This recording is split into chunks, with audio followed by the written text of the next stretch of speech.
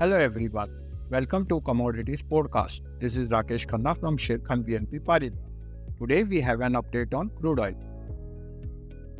Crude oil price keep rising to touch $82 barrier, reinforcing the expectation of continuing the bullish trend with the bullish channel that appears on the chart, waiting to visit $82.90 and $84.90 represent our next target in upcoming trading session. The bullish trend will remain valid until price is trading above its key support of $80.50 and break below will act as a trend reversal. MCX crude oil price settle above 6,800 level to keep the bullish trend scenario valid and active for the upcoming period, waiting to head towards 6,950 and 7,170 level in upcoming trading session.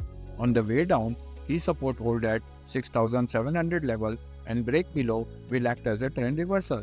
The price indicator is bullish. Thank you.